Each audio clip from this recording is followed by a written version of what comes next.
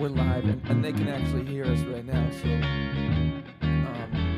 you know, but this intro is kind of boring anyway. So I feel like I need to redo it. I love it. That's an old logo.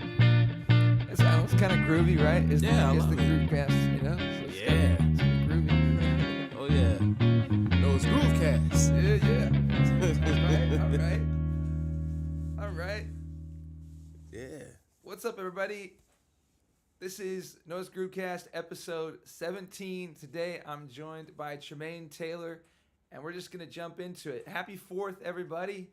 I hope you guys are having a good day out there today, a nice Monday. It's hot out there, but hey, at the same time, that means it's sunny. So it's a pretty nice 4th of July. Looking forward to seeing some fireworks. My neighbors shot off a bunch of fireworks yesterday. I had a band gig for a pool party yesterday, and it was really good. It was one of the best pool sets that we've had. And anyway, came back. I was tired. Tramaine helped me move a piano yesterday, and shout out to Tim, Uncle Tim's Bench as well. Helped me move a piano, and so that was it was busy the whole day. Then got back here, and the neighbors are shooting off fireworks, and so I was like, you know what? I set up my PA, even though I was totally tired, but it's like, you got to do this, right? It's like, that's part of your job, right? As an American or something. This is what I do, is I do music. So I should use my skills that I've developed, whatever level they are. I say that, well, I'll leave it there, but, and just I've got these patriotic songs that I've worked on over the last few years, and so just set up the PA and pointed it that way and tried to accompany their fireworks with some songs. But anyway, let's jump into it. Welcome, Mr. Tramaine Taylor. Hey, what's up? Happy 4th. Happy 4th. Yeah. Right on.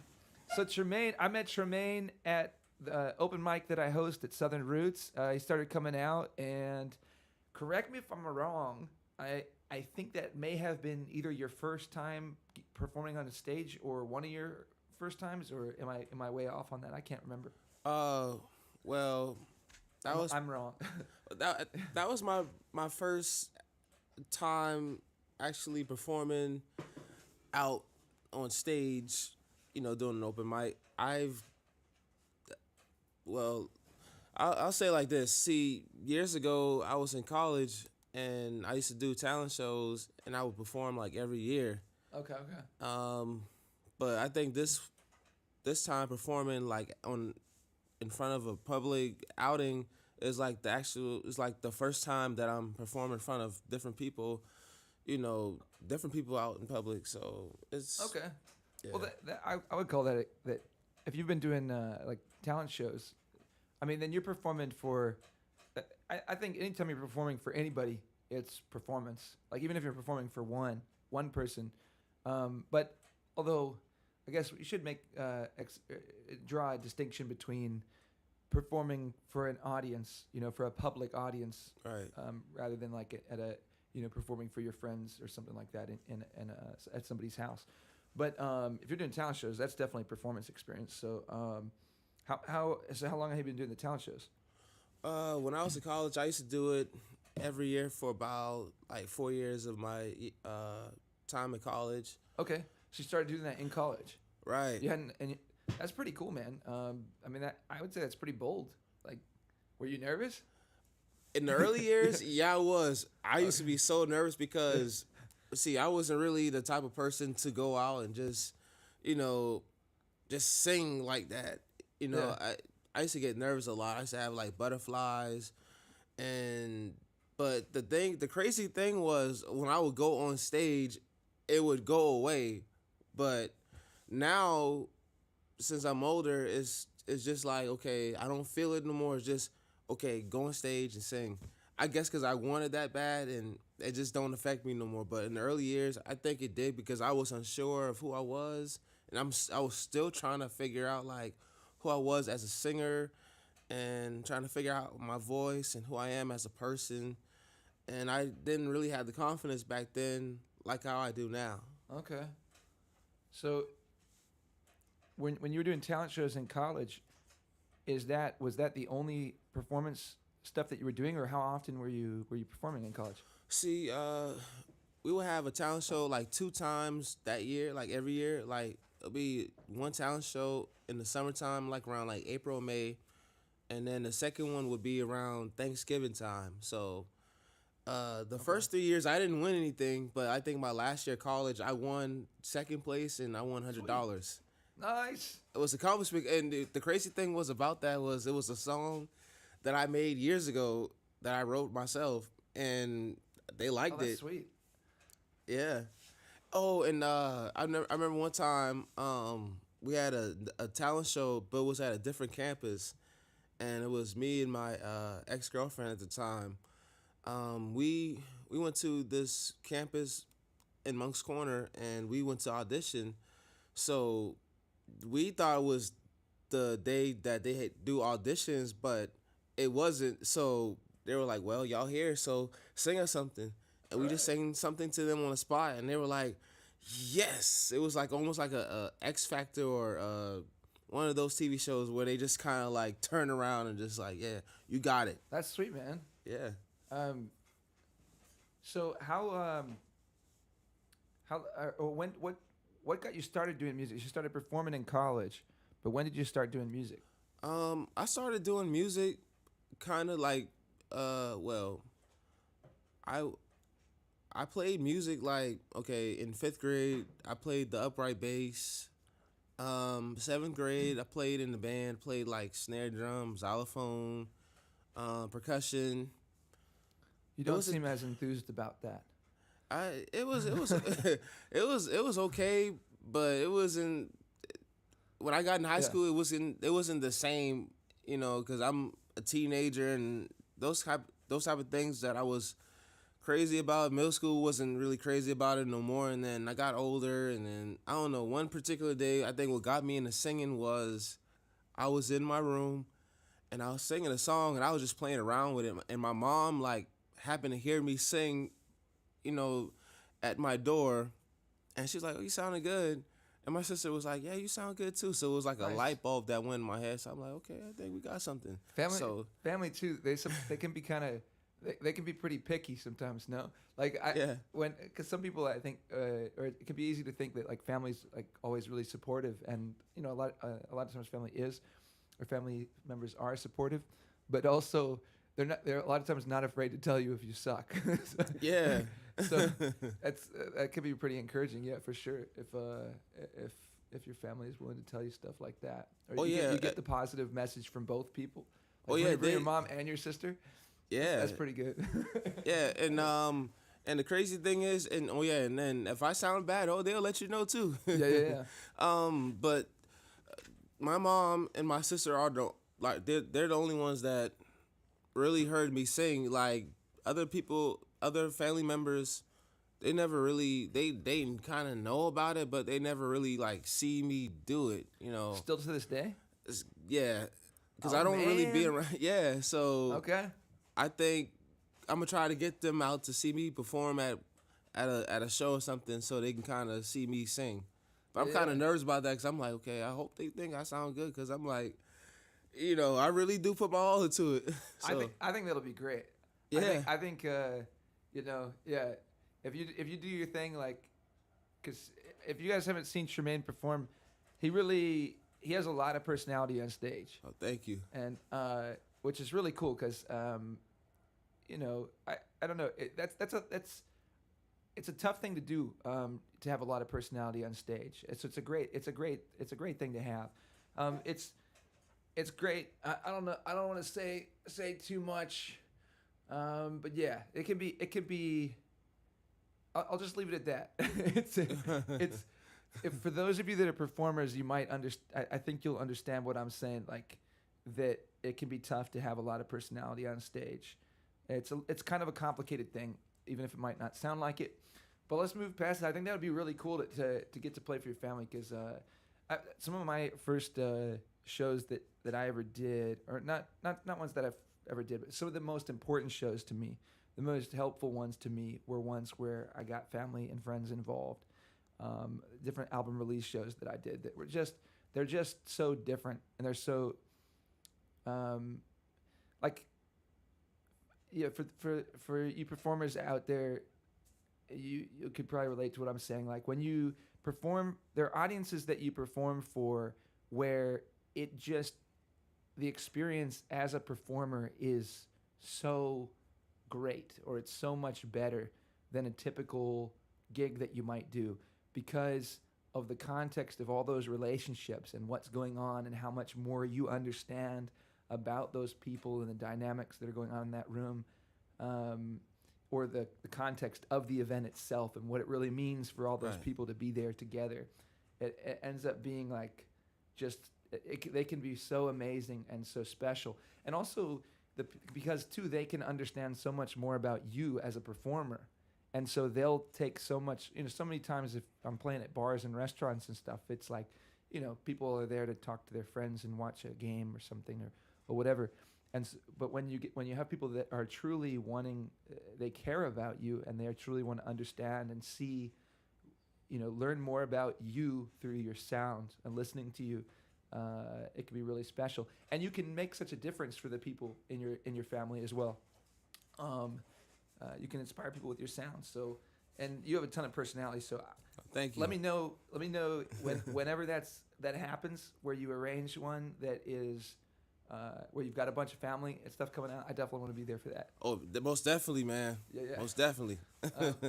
Okay, so when you were talking about like you played some bass, you played some snare drum, you're kind of like you didn't seem so enthused. But when I see you perform, you seem super enthused, and anytime I've seen you kind of talking about music, you seem like you love music, and you're clearly very passionate about your songs and your songwriting. And so maybe, how did you become a songwriter? What inspired you to start writing songs, and what motivates you to write a song? Well, what got me into writing song? Well, I say like this. When I was younger, like early 20s, I always wanted to write a song because I always loved what I heard on the radio. Like I like a lot of old school music, and I just love the content of what they're saying, what they're talking about, because it actually has a little more substance into it, and it stood the test of time. And I wanted to be one of the ones that can kind of, bring that back. I couldn't write a song for nothing to save my life, and I sucked at it, but I wanted it that bad. And so what I did a couple years ago, and this is kind of around the time when COVID happened, and you know that's when the music and everything started to come back. When I graduated college, the music kind of died off a little bit because it was so much things I was into at the time, like intern, and then when I came back to it, the interest wasn't there, and then months later my dad passed away. But what really got me into writing song was COVID happened. I had time on my hands, and I was out of work. We were on a layoff status, so you're trying to find something to kind of keep yourself occupied, productive. So one day I was like, I want to do music again. And I just started writing some stuff. I had saved some beats that I made from years ago. And I let a friend of mine hear my music, and she wrote some stuff. And I came up with some things too. She was like, okay, you write pretty good. So then a light bulb went off in my head. I said, okay, I think I can write. So what I do now, when I notice like how I write Summertime Love and Let's Go Seize the Day, what I'll do is I'll listen to the beat over and over, and I'll come up with a concept of what I want to talk about in the song. I'll listen to it over and over and over, and whatever come to my mind, whatever words come to my mind, I just write it down. And I'll just write down the outline of what I want to talk about, what the first verses sound like, what I want to talk about, and I'll kind of like come up with a story or a scenario or a scene or something to kind of picture what I want to say in the song, and I'll get an idea and I'll just write some stuff down, and that's what I've been doing ever since. Like with every song that I write, I just kind of come up with a concept, write a story, and then whatever lyrics come in my head, I'll write it down. So do you typically start with like the beat first? Is that Or Right. no? Yeah, usually or Um, like I'll as soon as I'm finished making the beat, I will go back and I'll listen to it over and so, over so until you basically always start with a beat. right.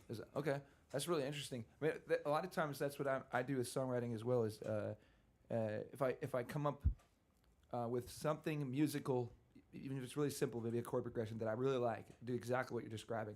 Just play it over and over again, and if certain words, just let them come, and wait, and just like what you're saying, do it over and over again. Yeah. I think because then you just let the music inspire you, and you don't try to control it. You don't try to like force something down. It's gonna inspire something, and then I feel like you're genuinely connected to your song. Yeah. Oh, and then Yeah. another thing I want to say, and then Yeah.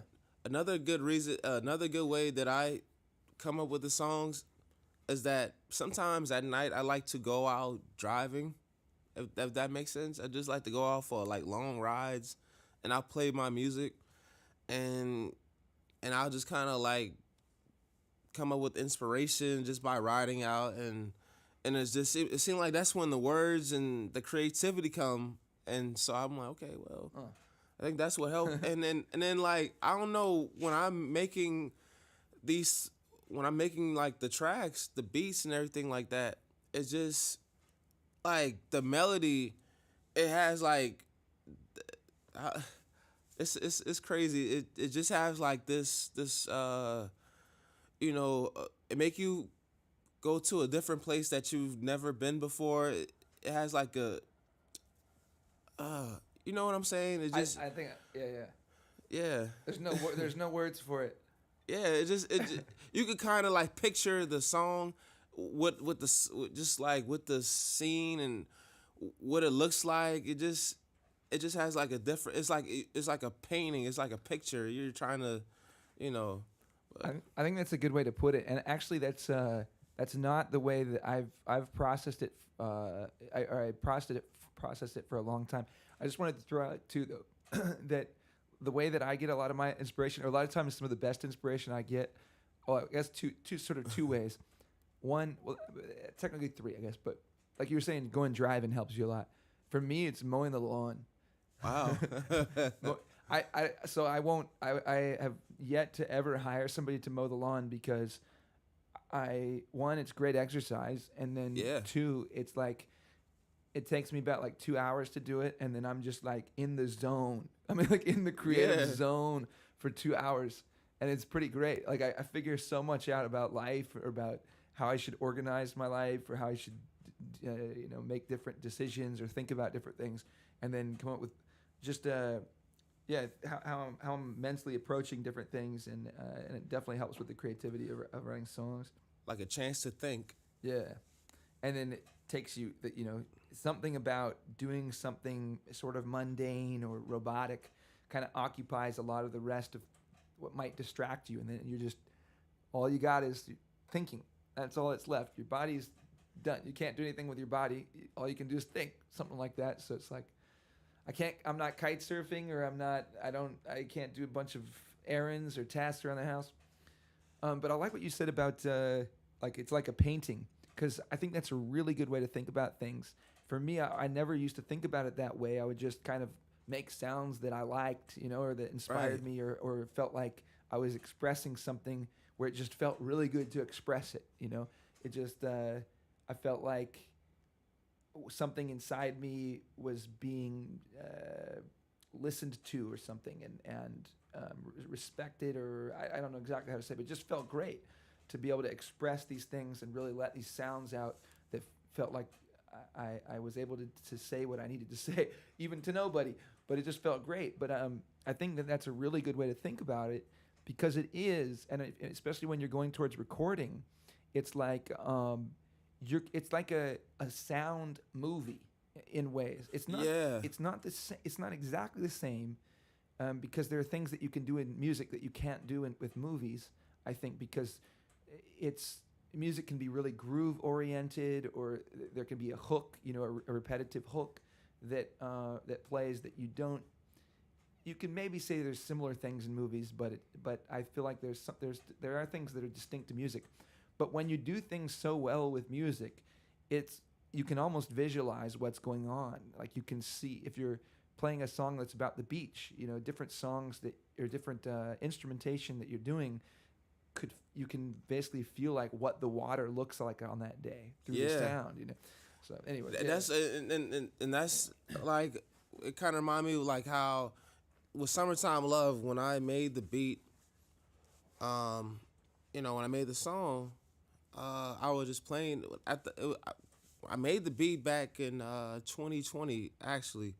It was until like last year and I started, recording, the song. But I would listen to it, and when I was listening to the song, all I could see was the beach. Someone playing a guitar at the beach, a Corona beer and lime. Let me see. Pretty women walking down the beach in bikinis, that type of thing. And I just pulled from that, and I just started writing, came up with a concept, and then there it was. Well, why don't we listen to that one? Okay. I accidentally opened up the wrong application here, but here we go. This is Summertime Love by Tramaine Taylor. Yeah.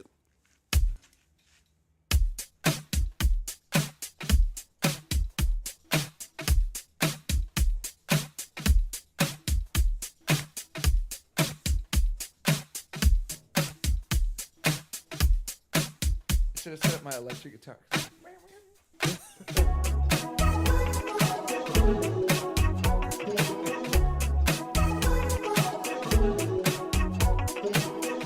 Happy 4th of July, everybody!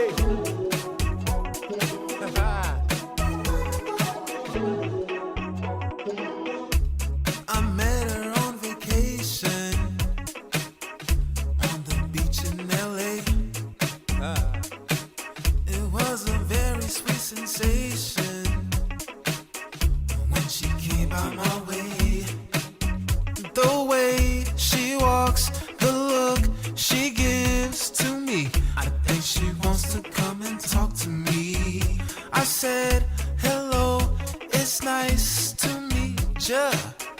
My name's Tramaine, her name's Tia. I'm looking for forever, just a moment to be together. That's the only time I feel this way, so this is what I have to say. She's my summertime, my summertime love. She's my summertime, my summertime love. She's my summertime, my summertime love. She's my summertime, my summertime love. She's my summertime, my summertime love. She's my summertime, my summertime love.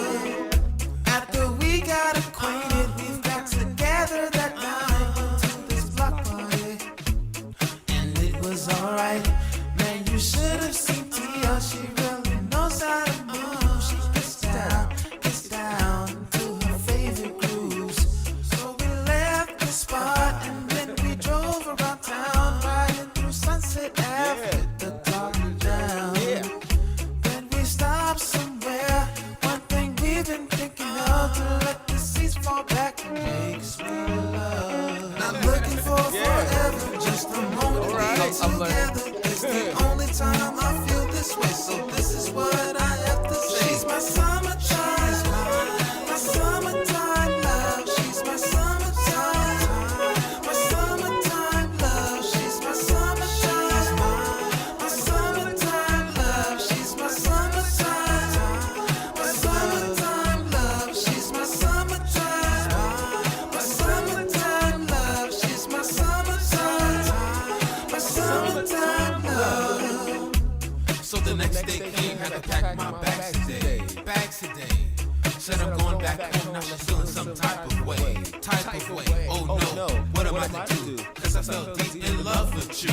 All I wanna do is lay beside you, boo. Take you around the world, watch your dreams come true. But I got a life to live. When you're that fine, you got love to give. Wanna make hits and be number one. Right. Just enjoy the beach and fun under the sun. Emotions, they go a mile a minute. Can't keep focused, there's a lot of women. You'll be the one that I'm thinking of, so I'll call you my summertime love. She's my summertime, my summertime love. She's my summertime, my summertime love. She's my summertime, my summertime love. She's my summertime, my summertime love. She's my summertime, my summertime love. She's my summertime, my summertime love. She's my summertime, my summertime love. She's my summertime, my summertime love. She's my summertime, my summertime love. She's my summertime, my summertime love. She's my summertime, my summertime love. She's my summertime. We're so glad to meet her. That was fun. Yeah. Dude. Thanks. Yeah. Summertime. Summertime summertime. love. It's summertime, man. I want to go kite surfing now. Is it windy out there? Hey, so Tramaine was in Mount Pleasant like a month or so, a month and a half ago. We did the open mic sort of thing, basically making the open mic at the Mount Pleasant Farmers Market. And I mean, okay, Mount Pleasant. This is my pitch to you, to Mount Pleasant, or my pitch to Mount Pleasant. That square is a really good square. We like that square. Yeah. I like that square. I think it's a great square. I think it's a phenomenal space, and you guys are turning out a bunch of people. And so we as musicians, we love that. We love the chance to play for a lot of people. But the square itself has a ton of space for dancing, and I mean it's like a massive dance floor. You know, it's literally what it is. It's there's all this space where nobody's getting in the way. Like if people were dancing there, they're not going to be obstructing, people going around and still shopping at the market. So it is a awesome giant dance floor, and sometime soon, I think Tramaine's song should be the anthem of a summer, of a summertime, because you guys, that would be an amazing summer. Like, come on, like if that was just thumping and then we all like just dance and have a great time at the market and then go kite surfing. That's what I would always do. So you guys don't have to do it, but Yeah. I would be just going summertime, and then ideally walk to the beach. I know you can't do that from there, but I could drive and think and feel like I'm walking. If I listen to the song while I'm driving, then I'll get there and I'll just be still in that vibe and then go kite surfing. So Mount Pleasant, you guys should seriously consider that, like maybe there's like the week of summer or something, summer's week or something, where we just do some of these great summer songs and just vibe out and let the music be loud and just have a great time. I'm actually thinking about making a music video for it. I think it would be a great visual, Get rid of that. I feel like it's too bright. Oh no. It's a cool hat. Yeah, it is. All right. So you're thinking about making a music video. Yeah. What are your thoughts? What are you planning to do? Or what are some of your ideas about what you would do? I think for the music video, I would like for Summertime Love. I think for that music video, I think it should be like a scene where it opens up me sitting down at like those on those little wooden beach chairs with the umbrella on top, whatever you call it, gazebo or what have you. And a person like me, I guess, have a guitar and trying to come up with it should be a scene where I'm coming up with a concept or a melody for a song like Summertime Love and just playing around with some chords and then coming up with an idea. Then the beat starts, a scene where everyone is at the beach dancing, just having a good time, and then me just telling a story, singing. I think it'd be a great video. Oh, dude, yeah, I was pitching to you the other day that you should, or it would be awesome if you did a show on the stage of the Windjammer, the beach stage, playing that song. If you ever get the opportunity to play that stage, or when you get the opportunity to play that stage, you should play that song I mean, of course you'd play that song, but like you should play that song and be ready to film it. Oh, yeah. Because that would be, I mean, at least in Charleston, I don't know that there would be a better, if you got the people vibing to Summertime Love on Isle of Palms, Windjammer, beachfront stage or that sand stage, that would look phenomenal in a music video, and it would be perfect for that song. So you might have to fly to the West Coast to film a little bit too, yeah? Yeah.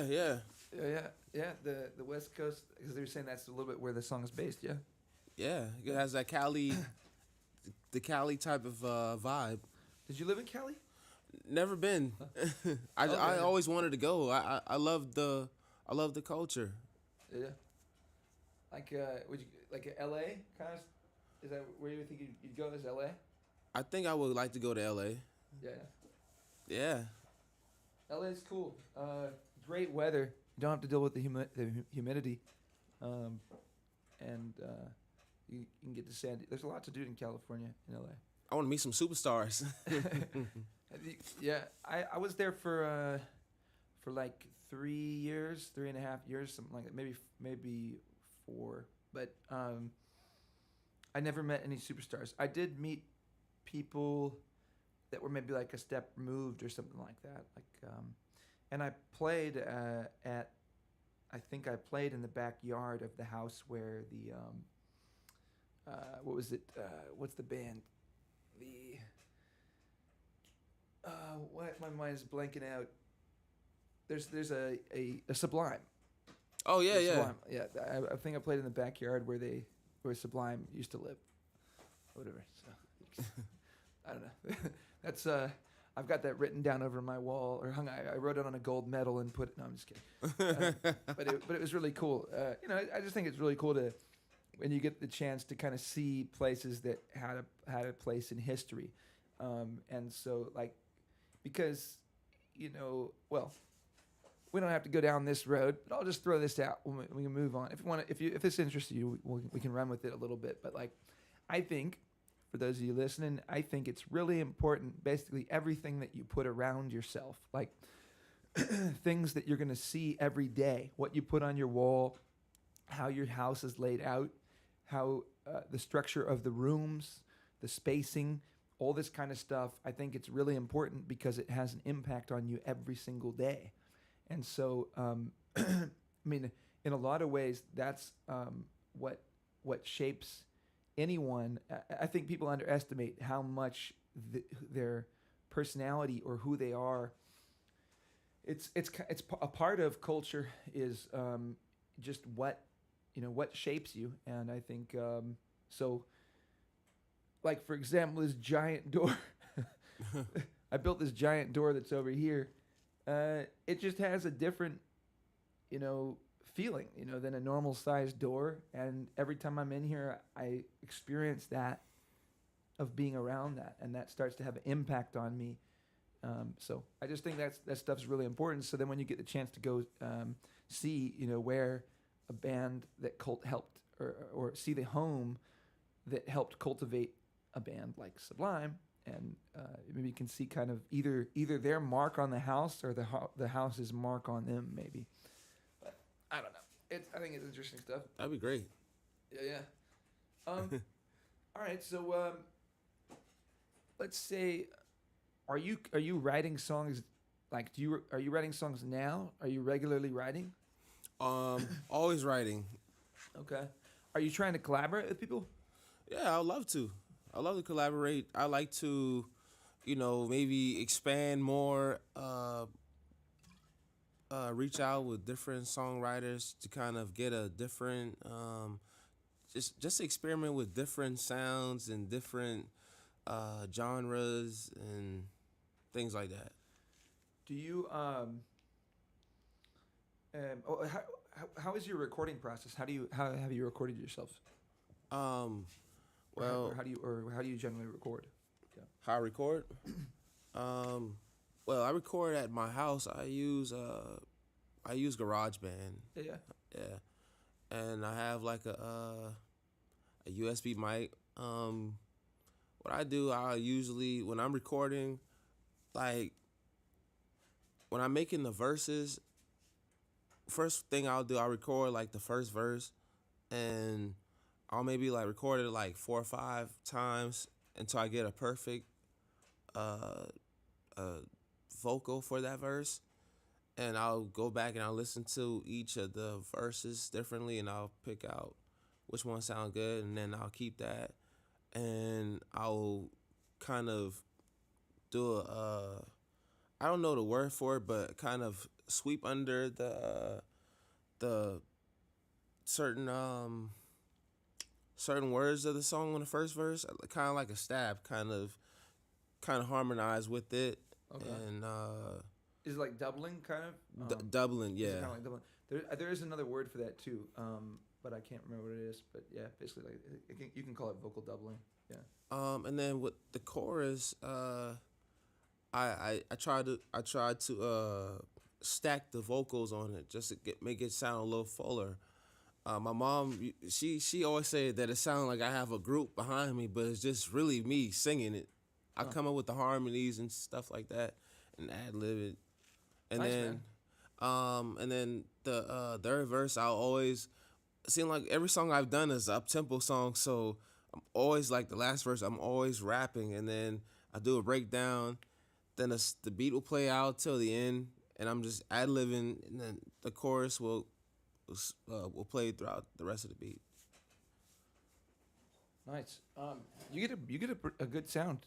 Oh, thank you. I think you're doing a good job with the recording. I mean, it's pretty clean. I mean, sometimes when you're working with like some of the beats, you know, if you're doing the beats through a keyboard, or are you just pulling the beats from somewhere else? Well, the app GarageBand has Like a built-in keyboard or whatever, where you can Right. choose the notes. Yeah. right. So that's what I do. But I'm in the process soon of trying to get like some actual like real studio equipment, because I mean GarageBand is cool, it's a start, but you know, I think it's time to elevate, you Okay. know, I would say to take you, to the next level. like, I mean, so I use Logic, but the Mhm. only reason I really got into Logic is basically for the exact same thing that you're saying, which is, at some point I felt like, okay, I'm using the entry level free product, so I need to, you know, if I'm really serious about this, I need to upgrade. Right. And I think that there's probably truth to that, but I think I probably well overestimated it at this point. And so I would say, I mean, when I became aware of the fact that maybe I overestimated the importance of having some next level, you know, recording software, was well after I'd already become really accustomed to Logic. So now at this point, I'm never going to deviate from Logic. I mean, one, a lot of you know, radio songs that play on the radio are produced on Logic. So the proof is in the pudding, I guess, as they say. If clearly Logic can produce songs that people want to listen to, that can be, you know, successful songs. So there's no reason for me, as if I'm already, you know, comfortable with Logic, to, as far as I can see, to really put the time in to learn another software. And so what I would say to you is, that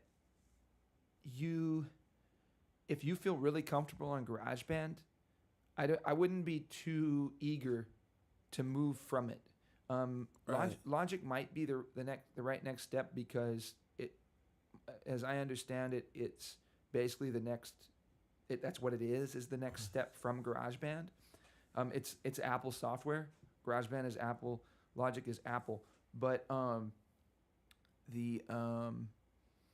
like a lot of I've yet to dive back into GarageBand, so I'm sort of, this is a little bit of a shot in the dark. But if I were to guess, you can probably accomplish pretty close to what you can accomplish on Logic within GarageBand. So, Right. Yeah. Yeah. And actually, my sister was the one that got me into GarageBand. This was back 2014. She was like, try GarageBand. And I tried it one night, and then from there it was just like, okay, I think I like it. You know, it's free. It wasn't, back then, the quality of GarageBand wasn't really as good as it is now. Like, I think it's gotten better. Like, I know from time to time, GarageBand, they will give me like subscriptions on like different sounds that they have, like different drum sounds and Yeah. synth sounds and stuff like that. So that's kind of good.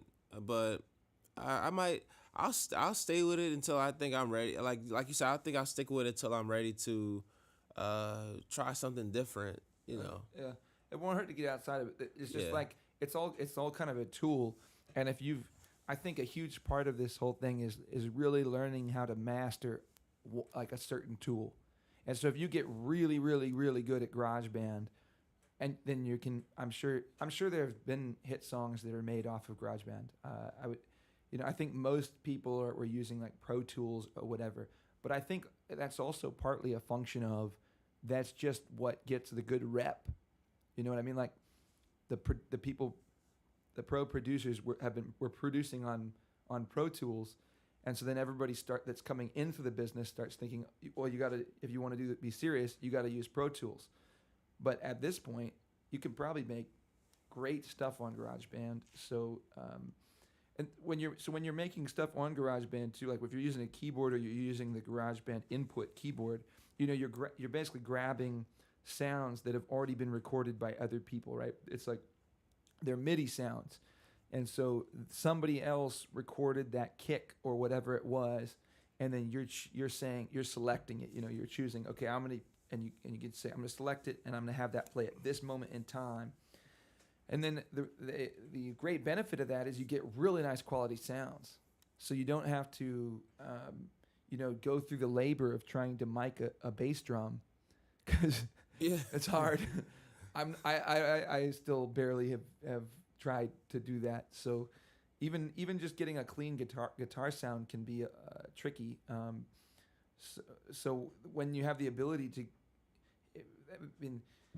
just grab really good sounds, a big part of the battle is done. And anyway, that's what most people are doing. There's nothing wrong with that. It's like that's what basically everyone's doing that's making beats. So so you can get these really clean sounds. But yeah, I just wanted to say that, like, I think overall you're getting a pretty clean sound. To understand that you're using Logic, the keyboard that's the on-screen keyboard, and a USB mic, you're doing a good job. I think overall you should be pretty happy with those. I mean, how do you feel? You feel like you're pretty happy with what you're doing with the mixes? Or? Yeah, and the crazy thing is, I kind of taught myself how to mix the songs that I've made, like on GarageBand. I just kind of just played around with it, like different plugins, different sound effects, and it's more so treble, if anything, to kind of filter out, just get a more of a clean, sharp sound. And kind of just blending different synthesizers along with the drum track, to get a great sound, just to make it sound close enough to like a professional clean sound, if that makes sense. Yeah. I think another thing for me is I used to overthink mixing. Bear says, by the way, that they use Studio One Artist. That's the application that he uses. Okay. What was I going to say there?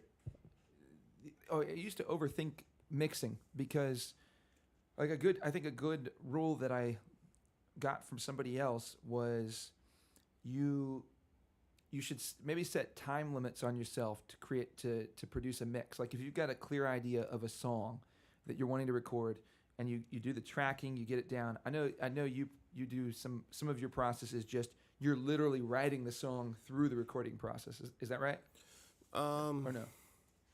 Like you mean like in recording, like the day of like recording a song? That's something I used to do is I would sit down and I'd say I'm going to record something, and I literally, the whole process of recording it was my writing process.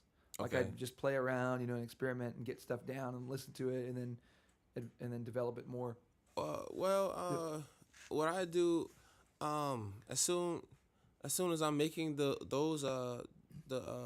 beats or whatever, the tracks, I go and listen to it, and like I come up with a concept, and I'll write down, what I'm trying to say, and I'll kind of practice how I want it to sound, like the verses, how I want it to sound, the chorus. I'll just kind of sing it enough. I'll practice it enough to where it sounds good. Then I'll go and I'll record it like maybe like a couple days from now, and I'll go back and add some things to kind of make it stand out a little bit.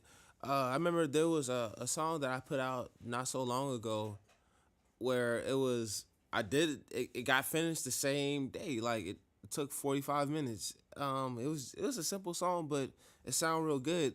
Basically, it was just kind of, it was like more so, it was more stacking if anything. I didn't really do too much mixing because it already sounded good, but I ain't gonna lie, I did mix it, and it sounded like it sounded real good. Yeah. So for me, I used to like obsess over mixes, and yeah, I just think like one of the best lessons that I took from someone else was not overthinking the mix. And so if you say, okay, I've got a good concept of what my song is, now I'm going to record it. You set sort of a time frame, and you say, I'm going to spend a day on this, or I'm going to spend 2 days or 3 days or whatever it is, and say at the end of that, it's going to be done. You know, wherever I get to, it's done, and then I'm going to put that one away, and that'll be, because then you start to see, okay, what can I consistently accomplish within a certain time frame, and you don't spend, like sometimes I would spend, a few weeks just sort of torturing myself working on a mix, and then I think somewhere around day 5 or 6 I just started making it worse, and then I ended up with something worse 2 weeks later because I just kept tweaking and thinking, I don't like this, and then you get totally lost, you get ear fatigue, and then so anyway, yeah. That has there were times that it did happen to me. Yeah. There's actually a song that I'm working on that I worked a couple years ago. Never got a chance to finish it because like working a lot and things just got in the way. I did try it like around the holidays last year.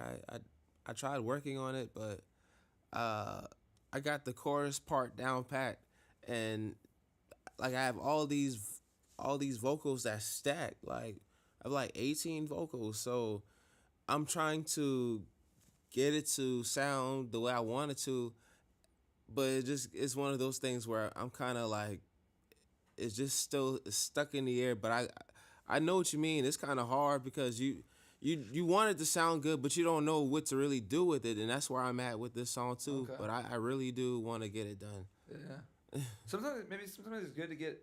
Well, if you want, send it to me. I'll listen to it and see if I have any ideas about what I'm hearing. Yeah. I can listen to it and say.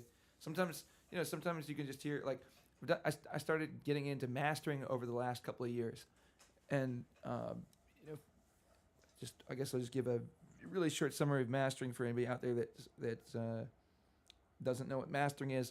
Mastering basically is after the song's already been recorded, tracked and mixed. Usually it will then get sent to somebody else that's going to listen to it with fresh ears and try to make any tweaks on the overall, whole recording. A single file will be sent to somebody, and then they might change little things like put in a little more low end or high end over the whole track, and then they're also trying to bring the volume level up to basically as loud as they can get it without clipping, so that it's when it plays on the radio, it's going to be at a level that competes with. Everyone wants to be. That's what I read is like on the mastering side thing. Everybody wants to be loud. They always want to be. Everyone wants to be the loudest because everybody's trying to be louder than everybody else, right? And that's why you hear on commercials. It used to be like a thing where commercials come on and they're like louder than the actual show that you're watching or whatever. Sometimes the volume levels have disparities. But anyway, you're trying to do the master. But the cool thing about mastering is you get these tracks come in and you can hear these tracks and what somebody else has done with the mix, and then you can get outside of your own mixes because you get so used to hearing your mix and what you're doing, and this actually gives you a sense of what all these different kinds of mixes can sound like. So Yeah. I think actually, yeah, you might be something for you to look into is even doing some mastering. And if you have any friends or anybody in the scene that you'd be like, hey, why don't you send me a track and I'll master your track, because there's a decent number of different people that are doing their own recording, and if you could, I think that could really help. It just gives you a little more of a sense of where your mixing is overall in the spectrum of how mixes can sound. But anyway, let's move to your song. Let's Seize the Day. Yeah. So how did you write that song? Well, the crazy thing, the cool fact about the song was when I made the beat last year, I really didn't know what to do with it. I just know that it sounded good, and what inspired me to make that the instrumental to it was I was listening to a singer named Estelle, and she did a song called American Boy, and it's with Kanye West, and I just always liked the way that beat sound has that DC type of feel to it, and so I listened to it, and I didn't want to copy it, but I kind of like find my own style and put it together. My sister was the one that came up with the title of the song, Let's Go Seize the Day. She was singing, she was like, let's go seize the day, let's go seize the day. So I'm like, okay, well, it gave me something to work with. Then I came up with the concept of what I want to talk about.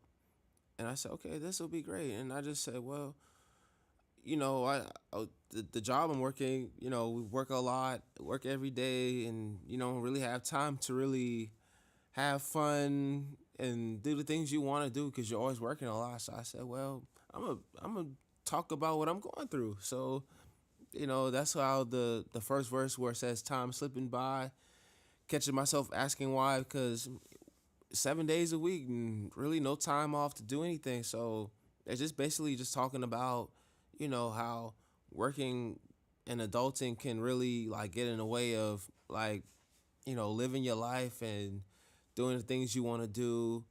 And sometimes you just got to take a moment and just say, hey, man, let's just seize the day because we may never know where, we may get the chance to do the things we want to do again, any free moment we have. Man, this is what I'm about to say opens a whole can of worms, or whatever, as they say. Sometimes I think that like, as good as the internet is, as cool as it is, and like as cool as it is to be able to get in a metal box, a car that can fly at 70 miles an hour and get you wherever you need to go, like get you these distances that you could never have traveled before, and feel like it's like you're super powerful because you're driving this like as cool as tech is, life might be way better if we just ditched that all and just lived in tents on a farm. Because all we really need, the main loss I think is medicine. I think that's the main thing that everybody would really want to have is medicine, because if we get sick, we all want to have, I think we want to have as long and healthy lives as we can. So that losing any medical tech would really be, that would suck. But all you really need is food and shelter, and then besides that, it's like people want friends. You want to hang out, you want to have a good time, and you want to have friends. So do we really, like, what are we even doing? Like on some levels, seriously, like what? It's nice to be able to, like, my wife's from China, so her family's in China, and if there wasn't an airplane, this wouldn't be possible. And so that's the society we live in today. And because we can all travel so quickly, we can get to, like, some people can live in different states and live in different cities, and it's not as big a deal as it used to be. If you like 200 years ago, if your kid said, "Hey, I'm gonna move to Portland," and we're and from Charleston or whatever, that'd be like a huge deal, like, because you probably wouldn't, you might not never see them again. So like now it's just kind of like, oh, we can still FaceTime, we can still, if we want to see each other, we fly here in a day, so it's not a big deal. But so that, now that we've all kind of separated and moved, a lot of people kind of feel the freedom to just have longer distance relationships, and it's not as big a deal anymore. It kind of puts it makes what I'm saying a little more difficult to revert back. But like, if we just lived around people, we actually knew our neighbors, we just grew our own food, we had a nice healthy supply, we got great like tech to take care of the plants and to feed ourselves, then we could just do like a minimal amount of actual labor per day, have what we need, and then be able to do the things that we want to do. Actually, like, enjoy being together, playing games, going surfing, riding a bicycle. Like, we'd actually have time. And now, as it is, like, the majority of people, you have to work your booty off to not even really be able to be in a good financial place. You have to work very hard to just pay the minimum bills. Exactly. And sometimes those kind of things, it's like it gets in the way and you lose sight of, like, just the little things, just like, life. And I, when, like the last job I was working, there was an older guy I knew. He worked all his life, and then when he was getting ready to retire, he passed away. And I thought about that, and I'm like, you work all your life just to not live, and then you're almost at the point where now you don't have to work no more. Then you pass away, and it's like, you did all of that. You work hard just to die, and I don't know if that is really making sense, but and that's kind of the reason what I'm saying, like, with the season day, just, you lose sight of things. It's good to, I guess, have make a living and take care of yourself and take care of the things. But, I think sometimes people get so caught up in that they forget the little things. It's just, life is just about, having fun, and just about, and just enjoying, like, the little things that, just the little things that sometimes you forget to enjoy, Let's seize. Yeah.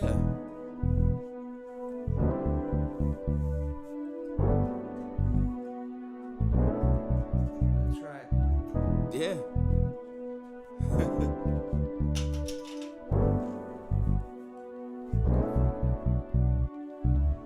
Let's go seize the day. Do the things we put away. No tomorrow, no next year. Take advantage while you're standing here. Come on, let's go seize the day. Do the things we put away. No tomorrow, no next year. Take advantage while you're standing here. Let's go seize the day. Let's go seize the day. Let's go seize the day. Let's go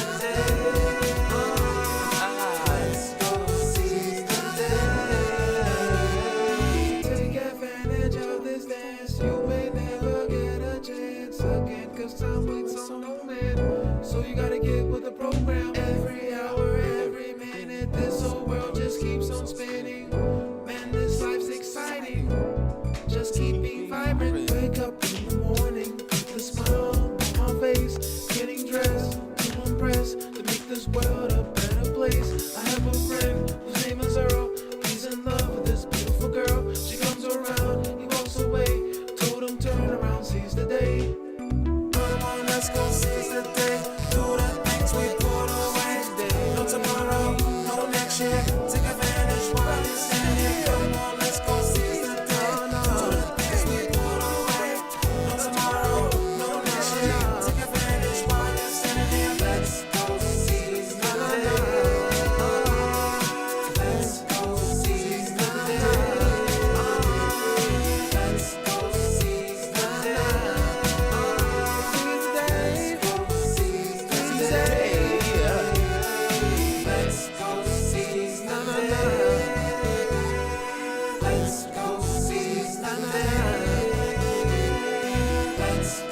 seize the day. Let's go seize the day. Let's go seize the day. Let's go seize the day. Let's go seize the day. Let's go seize the day. Let's go seize the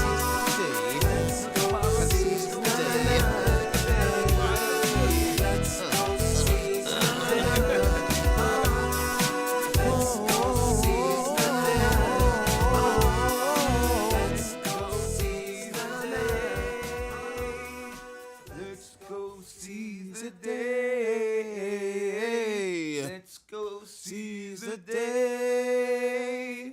Let's go seize the day. All right. Yeah. Yeah. Seize the day. All right, everybody. That's Tramaine Taylor, y'all.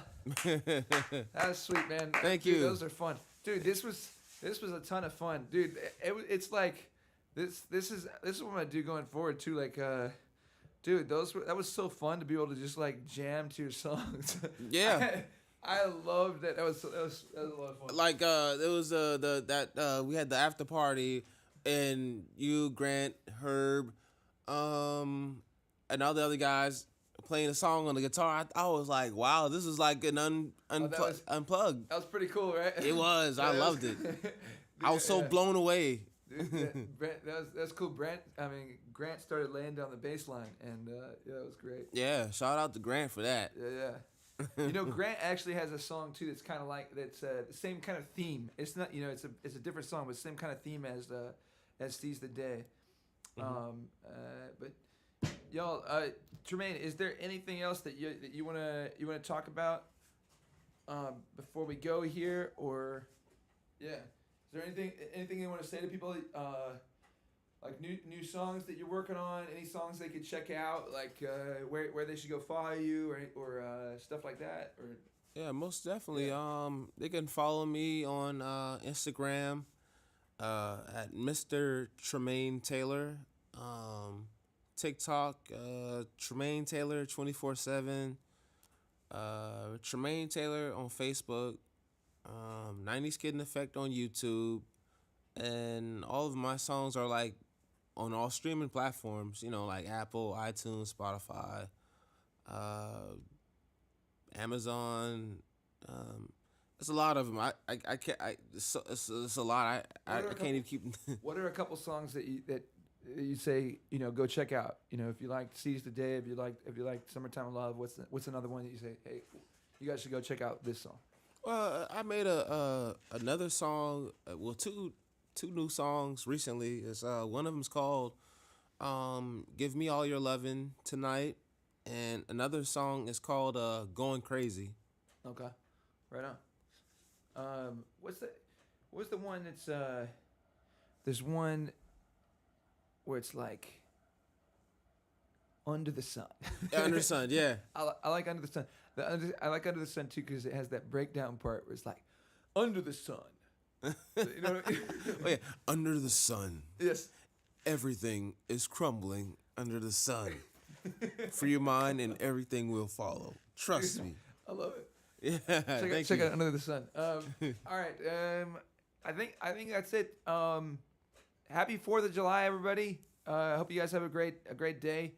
Watching some fireworks, having a good time. I'm personally gonna be playing some music tonight. I actually picked up a sort of a last minute gig at the sports pub, Charleston Sports Pub on Daniel Island, from 6 to 9. I actually don't know. I've never been there before, so I don't even know. I don't know if it's waterfront or if you can see the fireworks from there. I don't know. I'm kind of punching myself a little bit because I just kind of reacted and booked it. I was like, the opportunity came. I was like, oh, I don't have anything on Monday. Oh wait, and then I booked it, and I was like, oh yeah, that's what am I thinking? It's the 4th of July. I probably want to go see fireworks anyway. But if you would rather watch me play music than watch a big fireworks show, that's where I'm going to be, 6 to 9 tonight at Charleston Sports Pub on Daniel Island.